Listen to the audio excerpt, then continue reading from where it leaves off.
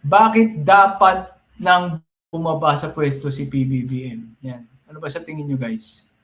Bakit dapat nang bumaba sa pwesto si PBBM? Malamang, di ba? Dahil kung meron diyang issue nga nung active AFP officer, no? Dahil merong ganyang issue, pag-usapan natin, no? Huwag natin i-deny, huwag natin ignore itong topic na to. Bakit dapat nang bumaba sa pwesto si PBBM? Kayo, isip po kayo ng dahilan, bakit dapat nang bumaba sa pwesto si PBBM? Si President Bongbong Marcos. Ano po ba nasa isip nyo? Meron pong pangunahing dahilan. Bakit dapat nang bumaba yan, no? Tingnan natin. Ito pala. Ayan. Sorry. Sa translasyon ng nasarili yan. Ayan. So ito po, no, bago ko kasi inyo sabihin yung pangunahing rason bakit dapat nang bumaba si President Bongbong Marcos, pag-usapan natin muna ito. No? Iisa-isay natin to. Bababa sa kama, sabi ni Chaiche. Yan. Tama. Sige, pag-usapan natin. Bakit dapat nang bumaba? Sige. Nakikita niyo po ito, di ba? Ayan, una, si Joel Villanueva. Ayan, nakikita niyo mo. So, Joel Villanueva. Si Chis Escudero, si Jinggoy Estrada. Yan po yung mga talagang napangalanan, no, na tumanggap ng pera. At sino po nagpangalan sa kanila? Hindi naman administrasyon eh. Ang nagpangalan sa kanila, yung iniimbestigahan sa Senado. Sila Bryce Hernandez, sila Henry Alcantara. Tapos, meron din po, ayan, nasa picture si Sara Diskaya, si Curly Diskaya. Yan po, lahat yan sangkot sa anomalya ng flood control projects, di ba? Di ba? Tama? Di ba? Kung sila po ay lahat nasangkot sa flood control, di ba? Gugustuhin po natin yan na pumasok sa oblo, di ba? Di ba? Tama? Gusto natin mapanagot sila. Marami po nagrarally, gusto lahat nila, no? Mapanagot itong mga may kasalanan dito sa korupsyon, di ba? Kita kasi natin yung bulto-bultong pera, no? Galing po yun sa tax na kinokolekta mula sa ating mga buwis, no? Mismo sa ating sweldo, no? Automatic, no? No choice ka eh. Wala kang no choice eh, di ba? Pag sahod mo, hindi mo pa nakahawakan yung sahod mo, kinukuha na nila, di ba? So, marami po ang galit dito sa mga taong ito, yung mga napangalanan na nangungulekta ng korupsyon. Kaya nga tinatanong si BBM ba't wala pa yan? Ba't hindi pa nakukulong? Di ba? Di ba? Ang bali-balita, nanghingi lang pala ng extension, no? Yung sa pag-reply nila. Siyempre, pag ikaw po ay nararamdaman mo na guilty ka, lahat ng pagde-delay na ikaw ay mapasok sa oblo, gagawin mo, no? Ayan. At dahil po doon, nakapag-Christmas pa sila, no, sa New Year nang wala sa oblo. Pero yun nga, no, marami pong galit dyan, no? Marami pong galit dyan sa na yan, no? Sa mga taong yan. Kasi gusto na po nila yan mapanagot. Di ba? Ayan. So, bago ko po banggitin kung ano po yung dahilan, no? Ano po yung pangunahing dahilan bakit dapat bumaba sa pwesto si Pangulong Bongbong Marcos. Isa-isay natin yan, no? Ayan, tapos na sila Curly Diskaya yan. Yung unang 5 tapos na, no? Ngayon next, sino ba to? Bongo saka si Bato de la Rosa. Si Bato de la Rosa saka si Bongo, marami rin pong galit dyan at sila po ay merong kasong crimes against humanity, no? Sa ICC, papanagutin po sila gaya po ni Rodrigo Roa Duterte. Ito po ay may kaugnayan dun sa polisiya na no, alam niyo na, yung gera kontra, pinagbabawal na ba to? At ang nangyari po dyan, no? Pinapanagot na po yung mga responsable sa pagkitil ng mga buhay ng ilan ba? 30,000. Sabi ng iba 30,000 ang mga nawalan ng mahal sa buhay. O yung iba naman sabi 7,000, 6,000. Pero libo-libo pa rin po, no? Mismong nakasulat po yan sa report ng PNP. No? So hindi po natin makakailayan, no? Hindi po yan katang-isip. Talagang panahon ni Digong, gumawa ng report ang PNP, nilagay po nila doon 7,000. So ibig sabihin libo-libo.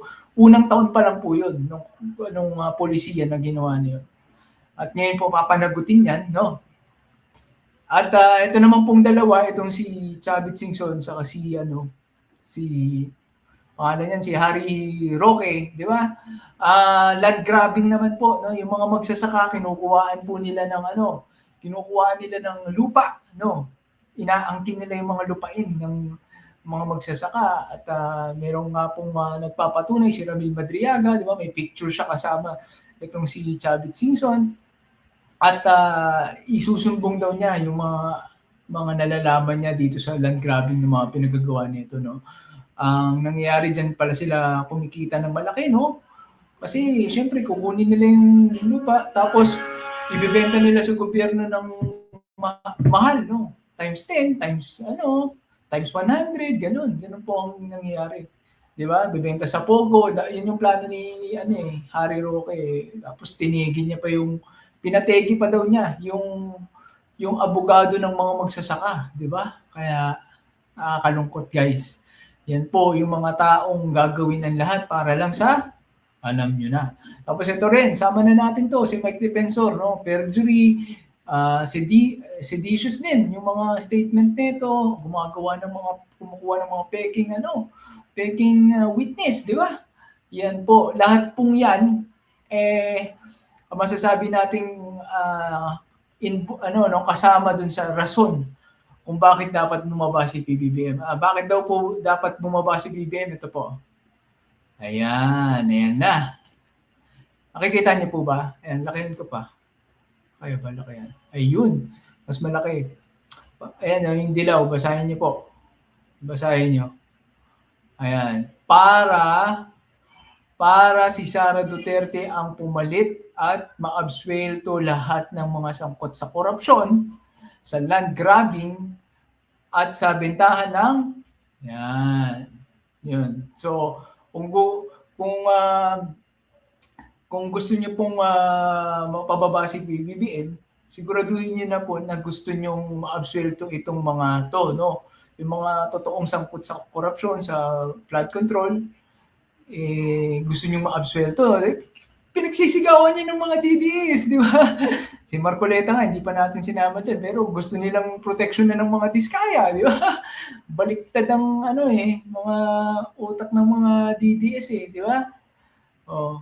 So, kayo ba, payag kayo na maabsuelto ang mga Diskaya? Ito pala mas maganda. Ito na lang ito. Kayo ba, payag kayo na maabsuelto ang mga Diskaya, guys? Kung sino pa yung mga lantang, parang trip-trip na lang, bibili ng Rolls Royce para sa payong, di ba? Di ba? Sabi mismo ni Mayor Vico Soto, di ba? Mga sinungaling daw yan, no? Ang magnanakaw ay asawa ng sinungaling, sabi, di ba? Patungkol po diretsa sa mga Diskaya. Pero anong mga ginagawa ng DDS? Pinagtatanggol po nila yan, no? Ng mga Duterte vloggers. Pinagtatanggol ang mga Diskaya.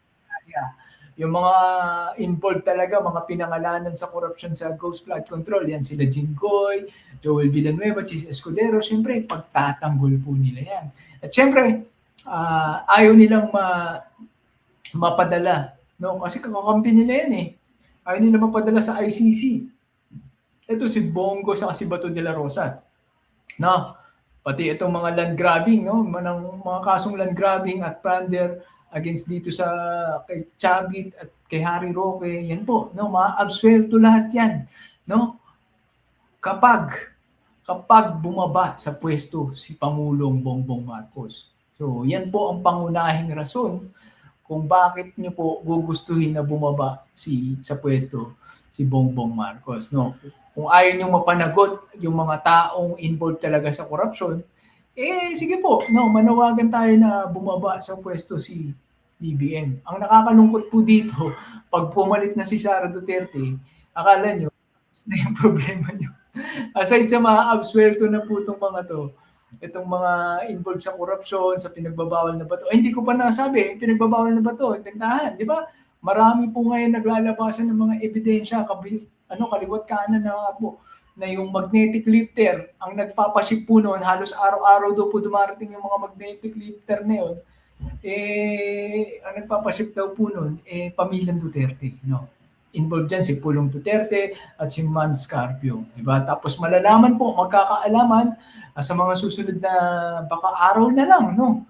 Kasi malapit na po no? Wala nang isang buwan, magkakaroon na ng impeachment case ulit laban kay Sara Duterte. At dahil po dyan, no, may mga nakasampa pang kaso sa ombudsman, iniimbestigahan na yung mga bank accounts, no? Sa bank accounts, hindi mo matatago kung sino po ang nagpapadala ng pera sa iyo. Ang sabi-sabi, meron daw pong alleged na Lord, no? Lord of the Rings, alam niyo na, D-Lord na nagpapadala ng, alam niyo na, pera, no? Yung mga nagre-remit ng kinita, no? Porsyento ng kinita nila sa bentahan ng pinagbabawal na bato sa pamilyang Duterte, no? Nakakatanggap ng sustento si Sara Duterte, si Hanilet mismo, si Dico, no? Joint account pa sila, si Baste, pati si Pulong Duterte, no? Yan po magkakaalaman sa mga susunod na araw at hindi na po yan pipigilan. Paano kung napatunayan na totoo ito, na siya, na pamilyang Duterte pala, no? Sa kabila ng kanilang pinoportray na against sila sa pinagbabawal na bato, sila pala ang nagpapaship, no, mula sa China ng mga pinagbabawal na bato. O, paano? No. Gusto niyo pa rin ma-absuelto sila, no? Lantaran na po kayo, no? Regardless kung DDS po kayo, lantaran na po kayo niloloko ng mga sinusuportahan nyo, pero hahayaan nyo lang ba silang hindi managot sa batas dahil po sinusuportahan nyo sila? Yan po ang tanong ko po sa inyo, no? So, yun. At kapag pumalit na po si Sara Duterte bilang Pangulo, alam nyo ba na wala silang planong bumaba sa pwesto, no? Akala nyo magkakaroon ng election sa 2028? At akala nyo itong mga AFP, no? Mag-isip-isip po kayo yung mga sundalo dyan na active, no? Mga AFP. Sa tingin nyo, walang planong buwagin kayo ni Sara Duterte. Ipinagloloko na nga po kayo niyan, di ba? Walang galang po yan sa mga sundalo, no? Bubuwagin kayo niyan, tapos itong, di ba si Kiko Barsaga nga gusto buwagin ng PCG. Kasi, di ba, yung PCG na nga, Philippine Coast Guard na nga ang winawater cannon. Pero yun pa ang parang tila may kasalanan sa paningin ni Kiko Barsaga, di ba? Sila na yung nasisiraan ng barko. Syempre, pag si Kiko Barsaga nagsalita, alam naman po natin parang mouthpiece na ng mga Duterte yan. Ganun din po ang gusto nila Sara Duterte, no? Buwagin ng PCG plus buwagin ng AFP at maging probinsya na po tayo ng China. No, yun po ang plano nila. Yan. Please support Balita at Kaalaman yan, ha? Siguraduhin niya, nakapollow rin po kayo sa akin. Ang pamilyang Duterte ay may triad na mafia. Yan, sabi ni Benj Uy, Mel Rodrigo. Yan, okay lang katapos ng okay lang pagkatapos ng termino niya, maging VP naman at ang presidente ay si Sentry. Merong nananawagan gawing presidente si Trillanes. Yari sila pag naging presidente yan, di ba? Yan yung totoong mata lang nila walang latay. Pag si Sentry, di ba? Hindi natitinag, no? Sentry, bilib din ako dyan ano pa ba? Ayan. No, never. PBBM must be extended to become Prime Minister of the Philippines. Manawagan kayo, Philippines. Well, meron nga pong mga sabi-sabi, no?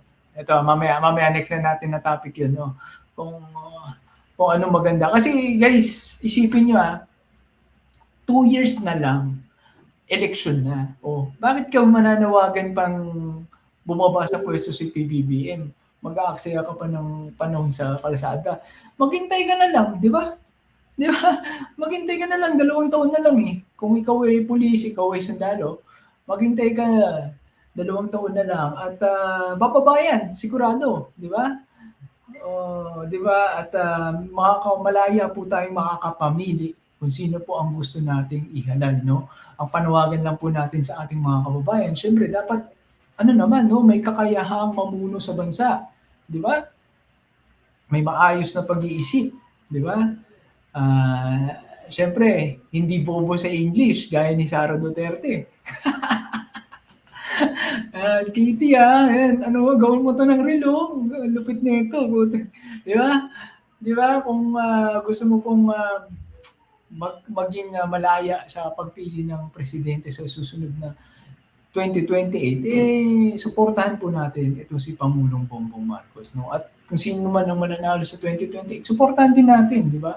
Ganon din naman ginawa natin kay Digong nung panahon na siya ang namumuno. Ngayon lang, naglalabasan lang po talaga lahat ng baho niya. At siyempre, hindi naman po natin pwedeng pagtakpan, no, ang mga mali, no? Kung mali po, talagang ano, no, wag po natin na depensahan yan. Tama po yun, no? Oh, like Dan, sabi ni Rowena Tron 88316. Shoutout po sa iyo. Hindi mo kapaghintay, takot silang makulong lahat ng DDS. Ayan, totoo, bench uy, di ba? Kung iisipin po natin, hindi po sila makapaghintay kasi alam nila malapit na silang ipasok sa oblo, di ba? Malapit na po silang ipasok sa oblo. Yan po ang katotohanan, no? So, yan again ang totoong rason ng mga kalaban po natin, bakit gusto po nilang bumaba sa pwesto si Pangulong Bongbong Marcos ay wala nang iba. Gusto lang po nilang ma-absuelto sa lahat ng mga kasong kinakaharap nila. Plus, yun nga, no, gusto nilang maging presidente si Sara Duterte para hindi sila makulong. Yun. Yan guys. Common denominator lahat sila, no? May mga illegal na ginagawa, di ba? Di ba, guys? Yan. So, wag po tayo magpapauto dyan, no? Kung kayo po ay pulis at sundalo, yan, wag po kayong magpapagamit dahil, ewan ko, worth it ba yung binayad sa inyo? At habang buhay na kayong itatakwil ng inyong pamilya, ng ano, no? Ng sambayan ng Pilipino, di ba? 2 years na lang, maghintay ka lang, bababa ang Pangulo. At magmalaya po tayong makakapag